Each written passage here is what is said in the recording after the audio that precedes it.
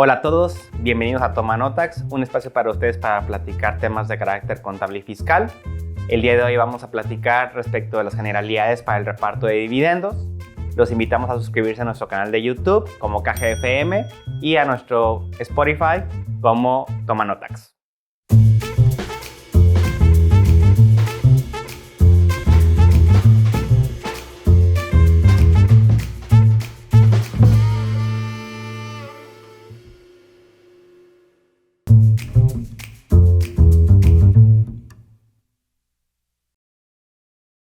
Bienvenidos. Pues el día de hoy vamos a platicar respecto de las generalidades para el reparto de dividendos y considero que es un tema importante, puesto que en las empresas, personas morales, una vez creadas, su fin primordial es el de generar utilidades. Y eventualmente, conforme pasa el tiempo, esas utilidades se van acumulando y posteriormente hay una decisión por parte de los socios, el que parte o la totalidad de estas sean distribuidas y se remunere a los socios por la aportación que hicieron desde un inicio. Pero previo a llevar a cabo esta decisión, vale la pena asegurarnos de que tengamos orden en todos los aspectos que conlleva un reparto de dividendos, tanto el aspecto financiero, el aspecto legal corporativo y en la parte fiscal. Vamos a empezar primero con la parte financiera, que considero que es una de las más importantes, puesto que desde ahí emana todo esto. Primero que nada, pues hay que asegurarnos de que la empresa precisamente tenga utilidades retenidas o utilidades que se hayan generado en años anteriores que puedan ser sujetas a distribución. Y cuando digo poder ser sujetas a distribución, pues definir precisamente tanto qué políticas se tienen en la empresa para distribuir esas utilidades, si cumplimos con las normas de información financiera al momento de registrar todas nuestras operaciones en contabilidad. Y al cumplir con esto, pues entiende que las utilidades que están reflejadas en los estados financieros son correctas. A recordar que también hay una serie de obligaciones que vienen de la Ley General de Sociedades Mercantiles y que en este caso hay que también reflejarlas en el estado financiero. ¿Cómo qué? Como la reserva legal. Recuerden que hay una obligación para las empresas, el que parte de las utilidades que se vayan generando año con año tienen que mandarse a una reserva legal hasta llegar a la quinta parte del capital social. Entonces, esta distinción o separación hay que reconocerla en el estado financiero y hay que hacerla año con año con el fin de que sí se reflejen utilidades retenidas, pero que aparte de eso también esté en el capital contable la famosa reserva legal. Posteriormente a esto también puede ser y es común que en los primeros años de vida de una empresa al principio se generen ciertas pérdidas financieras, puesto que apenas va arrancando el negocio, hay una inversión fuerte, a lo mejor en activos o en gastos para empezar la operación y puede ser que tengas pérdidas en algunos años, ¿no? O si venimos ahorita recuperándonos de lo que es la pandemia por COVID, puede ser que hayamos generado pérdidas y posteriormente nos estamos recuperando y ahora empezamos a generar utilidades. Pues bueno, si vamos a hacer un reparto de dividendos, se tiene que hacer tomando en cuenta las utilidades retenidas netas. ¿Qué quiere decir esto? Que no nada más es voy a repartir lo que gané, sino que tengo que decir qué gané, qué perdí, lo considero como neto y sobre ese neto, entonces ahora sí puedo decir, estas son mis utilidades susceptibles a repartir como dividendos. Ya con esto no vas a distribuir utilidades a los socios que pudieran exceder de lo que realmente tengas como utilidades retenidas en tu capital contable o decir, reparto utilidades y las pérdidas, pues que el negocio pierda. Pues ese es el sentido de todo esto, que no se haga eso y precisamente que se tengan esas utilidades netas sujetas a repartir.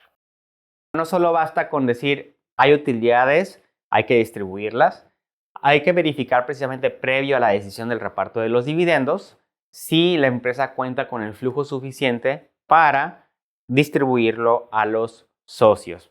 Por lo menos al monto que estén acordando. No quiere decir que cada que haya un reparto de dividendos se tiene que distribuir todo lo que hay como utilidades en la empresa, sino que se define un monto y ese monto pues, es el que se entrega a los socios. Pero previo a esto, pues hay que ver también si la empresa cuenta con el flujo de efectivo suficiente para poder hacer la distribución o si dentro de la decisión para distribuir utilidades se va a hacer no con la entrega de efectivo, sino con la entrega de algún bien. Y a ese bien pues tendrá que darse un valor de mercado comercial y es el monto con el que se va a considerar que se está distribuyendo de utilidades. Entonces, recuerden que aunque un negocio genera utilidades, no significa que toda esa utilidad va a estar necesariamente en la cuenta de bancos. Puede haber utilidades que se generaron, pero el flujo de efectivo está invertido en un activo fijo. Un activo fijo representa un desembolso fuerte de flujo de efectivo y que lo vamos a ver dentro del balance general en la parte de activos, y a lo mejor sí se va depreciando y lo que se va mandando a gastos que eventualmente disminuyen tu utilidad, pues es la proporción de la depreciación de ese activo fijo, no toda la adquisición completa, ¿no? O también puede ser que la empresa haya vendido y tiene políticas o sus clientes cuentan con políticas extensas en pago. Por lo tanto, a lo mejor sí se generó una utilidad, pero está en una cuenta por cobrar. ¿Qué quiere decir esto? Pues que un cliente está pendiente que me pague, y aunque la empresa haya generado utilidades, no significa que el flujo lo tengo dentro de la empresa, puesto que está pendiente que yo le cobre a mis clientes, ¿no? Así como estos dos ejemplos que son muy comunes, pues vale la pena verificar precisamente eso. Saber que si voy a repartir los dividendos, que la empresa cuente con el flujo de efectivo suficiente para hacer frente a ese pago de dividendos. Y si no lo cuenta, pues definir entonces también en la misma asamblea qué plazo se va a dar para que el dividendo decretado sea pagado a los socios.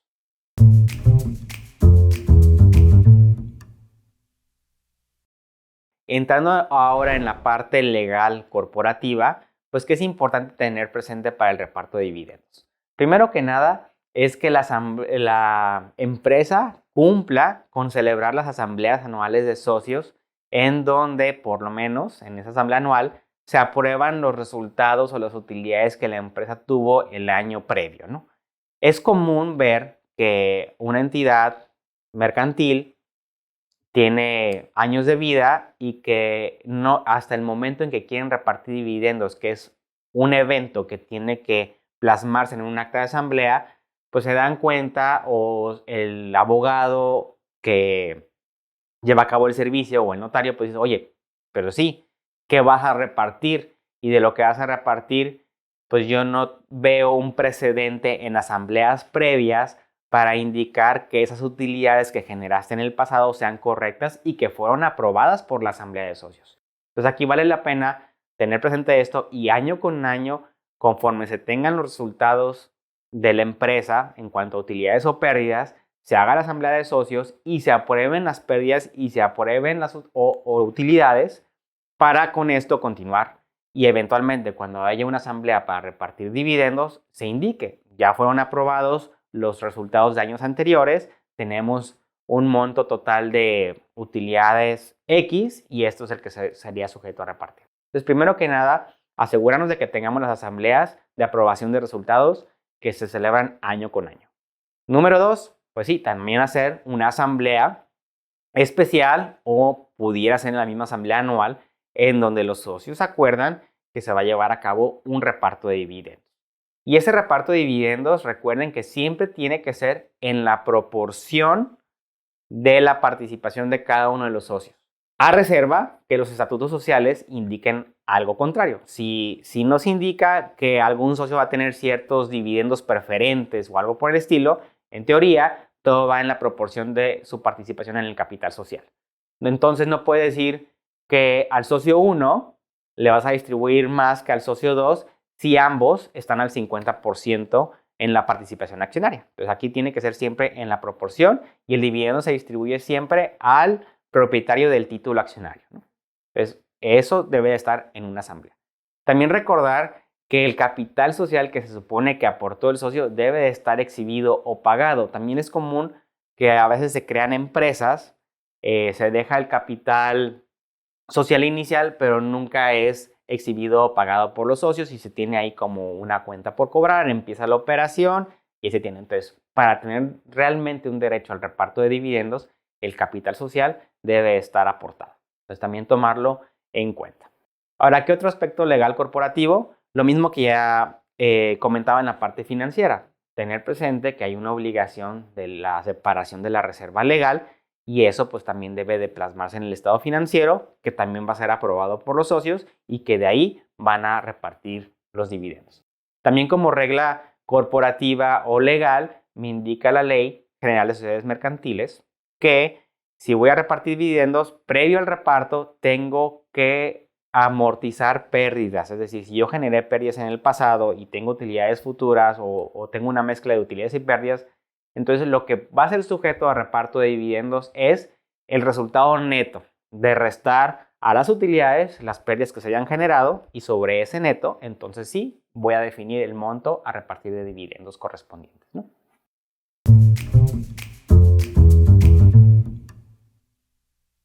También hay una parte legal que no necesariamente es corporativa, pero sí que tiene que ver con la parte contractual o comercial que pudiera existir entre la empresa y terceros o acreedores en este caso particular. Es común que algunas empresas soliciten créditos a instituciones financieras y precisamente cuando se hace o se aprueba otorgar el financiamiento a la empresa, ya sea para adquirir nueva maquinaria, para crecer, para adquirir un inmueble, etcétera, esos financiamientos tienen reglas estipuladas y dentro de las cláusulas que se ponen, una de ellas es que la empresa no puede distribuir dividendos. Y se entiende, porque si yo soy una institución financiera que te va a prestar dinero para que tú lo inviertas en un inmueble, lo inviertas en maquinaria de equipo, en tu crecimiento, en capital de trabajo, etcétera, pues bueno, se asume que lo vas a dedicar a la operación del negocio. Y yo lo que quiero evitar como institución financiera o como acreedor es darte dinero y que ese dinero la empresa se voltee y se lo entregue a los socios como dividendos. Entonces, precisamente, si viene estipulado siempre en ese clausulado, por lo tanto, vale la pena siempre revisar en qué obligaciones contractuales tiene la empresa previo al reparto de dividendos para evitar algún problema. ¿Por qué? ¿Qué pasaría si la empresa incumple, si tiene un financiamiento, incumple esta parte y reparte dividendos a los socios? En cuanto la institución financiera se dé cuenta, porque va a terminar siendo en una asamblea que va a quedar inscrita en el registro público, pudiera tener acceso a esa información el banco o la institución financiera, entonces va a decir, tú incumpliste y al incumplir, ¿qué pasa? Pues se rescinde el contrato o tienes que pagarme todo de vuelta, ¿no? Entonces aquí sí pudiera haber un tema de pleito o de una demanda o de pues, solicitar que se devuelva el monto prestado por haber incumplido con ese contrato, ¿no? Entonces sí creo que es importante esto, que a veces se pudiera perder de vista, ver qué obligaciones como empresa pudiéramos tener y que nos limitaran a repartir dividendos a los socios, ¿no? Hay veces que sí la institución financiera te permite hacerlo, pero tiene que ser previo a aprobación. Es decir, indicarle a la institución, estoy pensando en hacer un reparto de dividendos a los socios, es de este monto, este es mi estatus contigo o de la empresa o de los flujos o de las garantías, etcétera. Y entonces ya la institución financiera lo tendría que someter a aprobación también con su consejo y si se aprobara, pues ya te permitirían, ¿no? Pero pues realmente no hacerlo sin una autorización. Tienes que siempre notificarlo en su caso y a ver si te lo aprueban. Pero regularmente, pues al tener el financiamiento, lo que solicitan es que no hagas ese reparto de dividendos. La siguiente faceta es la parte fiscal, pero previo a eso, sí se recomienda también que en el acta de asamblea de reparto de dividendos se indique si esos dividendos que se van a distribuir pudieran tener un efecto fiscal o si hubiera un efecto fiscal se van a atender a X o Y disposiciones fiscales que implicarían posiblemente un pago de impuesto a la empresa o una retención a los socios correspondientes.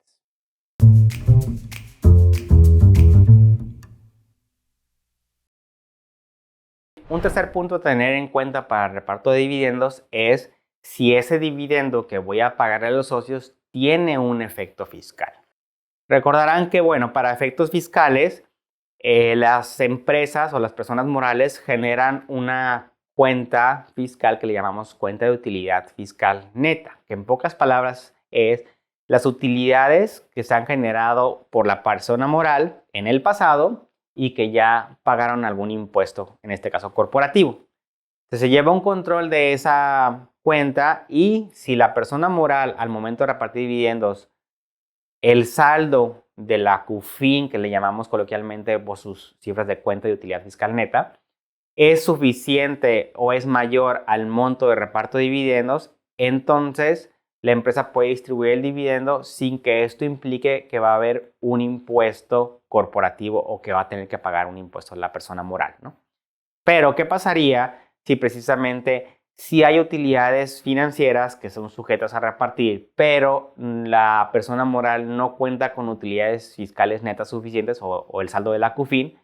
Entonces, se generaría un impuesto corporativo por este reparto de dividendos hasta por el monto que exceda el saldo de la CUFIN. ¿Qué quiere decir esto? Si yo, supongamos que tengo 100 pesos de saldo de CUFIN y voy a repartir dividendos por 200. Entonces, 100 pesos de dividendos no son sujetos a un impuesto corporativo y los otros 100 pesos sí serían sujetos a un impuesto corporativo.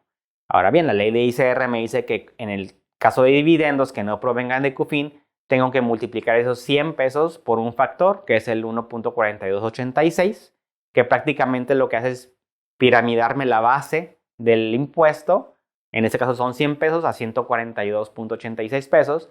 Y eso lo tengo que multiplicar por mi tasa de impuesto, que sería el 30%. Entonces, si yo multiplico esos 142.86 por el 30%, me va a dar un impuesto de 42.86. Entonces, ¿qué quiere decir? Pues que pago el impuesto de los 42 y el dividendo neto de 142 menos 42 me da 100 pesos, ¿no? Entonces, aquí ya esos 200 pesos de dividendos, 100 fueron grabados y generaron un impuesto de 42.86 pesos. Entonces, tienen que tomarlo en cuenta porque puede implicar un desembolso de efectivo mayor, no nada más del monto de dividendos, sino también del impuesto corporativo que se está generando. Cabe comentar que si llegara a pasar esto, ese impuesto que se pague por la persona moral puede ser acreditado contra el ISR que se genere en pagos provisionales o contra el ISR que se genere en la declaración anual del año que se reparte el dividendo o en los dos ejercicios subsecuentes. Entonces, no es un impuesto que se paga y que no se recupera. Realmente, como lo puedes acreditar contra impuestos futuros, entonces, pues eventualmente lo vas a ir recuperando, ¿no? Solamente quiere empatar el fisco, que pues esa utilidad que repartiste y que no venía de la CUFIN, pues entonces le adelantas el impuesto y conforme vayas generando utilidades futuras, ya ese impuesto ya quedó adelantado, ¿no? Entonces, ese es un punto muy importante a tener en cuenta. El segundo factor es que el dividendo también puede ser sujeto a una retención a la persona física. Si el socio es una persona física, pues ese dividendo puede ser sujeto a una retención del 10%. ¿Cómo voy a definir si es sujeta a retención o no? Hubo una reforma fiscal sustancial para 2014 y a partir de 2014 prácticamente se abrogó la ley del 2013, se creó una nueva ley de ICR que entra en vigor a partir del 2014. Entonces, sí se estipula que de las utilidades que se hayan generado del 2013 para atrás, esas son las que no van a estar sujetas a la retención del 10%. Y de las utilidades generadas a partir del 2014 en adelante, que es cuando entra la nueva ley, entonces son utilidades que van a estar sujetas a la retención del 10%.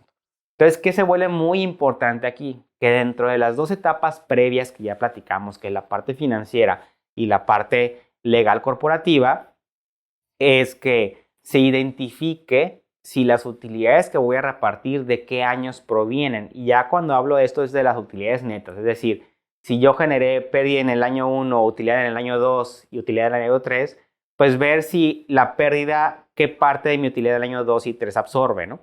Y si absorbiera toda la utilidad del año 2, pues entonces lo que estoy repartiendo es prácticamente utilidad neta ya a partir del año 3, ¿no? Entonces, ver si ese año 3 es de 2014 o es de 2013 para atrás y definir si va a tener la retención del 10% en este caso.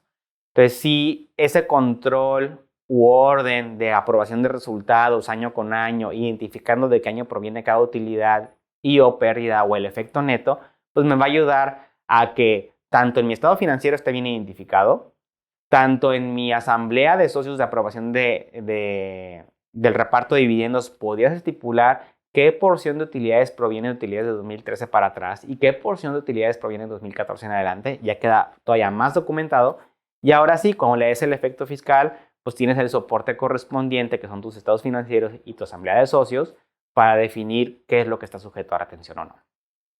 También en la parte fiscal, cabe comentar que tienes que expedir un CFDI por ese reparto de dividendos. Tú como persona moral emitirás un CFDI con el complemento de dividendos en donde indiques tanto el monto del dividendo y si ese dividendo que se está pagando proviene del saldo de la CUFIN o no proviene del saldo de la CUFIN, con el fin de determinar si hay un impuesto corporativo o no. Y también el CFDI indicará si hay una retención efectuada a los socios. Cabe comentar que esa retención del 10% que platicamos se considera como definitiva, que quiere decir que no se va a acreditar en la declaración anual del socio. Simplemente se le paga al SAT y ahí queda esa parte. Ahorita platicábamos precisamente de definir el efecto fiscal del dividendo y todo parte de lo que es la famosa cuenta CUFIN. Recordar que la CUFIN es una cuenta que se lleva al control de utilidades del pasado que pagaron impuesto. Y sí tiene una fórmula muy particular que me habla la ley de ISR, que me dice al resultado fiscal disminuye el ISR que se paga en el ejercicio, disminuye los no deducibles y algunas otras consideraciones y ya me va a dar lo que le llaman UFIN o la utilidad fiscal neta del ejercicio, ¿no? Y esa cuenta se va a ir actualizando año con año. Pero la pregunta es, ¿puede haber una utilidad financiera y una CUFIN que sean diferentes? Sí, por temas de actualización, pero también por temas de tratamiento fiscal. Es decir, tú a lo mejor como una empresa que tiene una política y cumple con las normas de información financiera en donde registras los ingresos y los gastos conforme se vayan devengando, pero tú para efectos fiscales pudieras tener un tratamiento especial de acumulación y de deducción con base a flujo de efectivo. Es decir, lo que cobro, acumulo y pago impuestos. Lo que pago es lo que estoy deduciendo. Ahora que se puso de moda el tema del reciclo, ¿no? Entonces, en este caso, ¿qué pasa? Bueno, si hay una CUFIN, pero esa CUFIN no va en la misma proporción que la utilidad financiera que he generado. Entonces, sí puede haber casos en los que haya utilidades financieras que puedan ser sujetas a repartir para dividendos, pero que en la parte fiscal la CUFIN es menor. Puede derivarse también de estímulos del pasado o estímulos fiscales actuales, en donde, ejemplo, anteriormente había una deducción inmediata de activos fijos, ¿no? Te permitían hacer una deducción anticipada o a un porcentaje mayor al momento de comprar un activo fijo. Entonces, si ese activo fijo estaba sujeto a una deducción anticipada al 84%, pues entonces tú fiscalmente hablando tenías una deducción muy grande, ¿no? Y disminuía el cálculo de tu fin del ejercicio. Pero financieramente hablando, pues se deprecia ese activo fijo al 10%. Entonces tienes una diferencia, una discrepancia entre la parte financiera, que tienes un gasto del 10% del valor del activo, y en la parte fiscal tienes una deducción del 84% del valor del activo. Entonces ahí sí puede haber discrepancias, ¿no? O puede ser casos contrarios, que tengas más saldos de CUFIN y menos utilidades financieras por temas de provisiones, etcétera, ¿no? Entonces sí hay que distinguir esta parte. En la esencia y mundo ideal, estas dos cuentas deben de tener un saldo muy similar. Recomiendo que al analizar la parte fiscal para el reparto de dividendos, se haga una prueba de razonabilidad de estas dos cuentas. La parte de utilidades retenidas financieras y de la parte de la determinación de la UFIN de cada uno de los años del pasado y el saldo de la cuenta CUFIN, ¿no? Y no perder de vista, es muy común escuchar que algún empresario, algún socio o algún contador indique, oye, pues quiero repartir la CUFIN, ¿no? Que en mi opinión no está correctamente dicho. ¿Por qué? Porque la CUFIN es un saldo fiscal. Claro, puede ser que tengas utilidades retenidas financieras que quieras distribuir hasta el monto tope de la CUFIN para evitar un pago de un impuesto corporativo. Pero como bien lo digo, puedes tener un saldo de CUFIN y no tener utilidades retenidas financieramente hablando, y entonces no necesariamente vas a repartir la CUFIN, porque si no hay utilidades en tu balance general, pues no puedes repartir un dividendo que no existe. Entonces nada más hay que distinguir estos dos puntos. Los invito en esta parte un poquito más técnica, sí acercarse con su asesor fiscal, acercarse con su contador para verificar que el saldo de la CUFIN se haya determinado correctamente y con ello puedan definir al momento de repartir dividendos si va a tener que pagar un impuesto la persona moral o si ese también va a tener una retención a la persona física que es el socio accionista que va a recibir el dividendo. Con esto concluyo este capítulo en donde hablamos de las generalidades a considerar para el reparto de dividendos, tomando en cuenta la parte financiera, la parte corporativa y la parte fiscal. Espero que haya sido de su agrado y que haya sido también para su utilidad al momento de hacer una transacción como esta. Los invito, si les gustó este tema, a que se suscriban a nuestro canal de YouTube como KGFM o a nuestro Spotify como Toma Notas. Muchas gracias.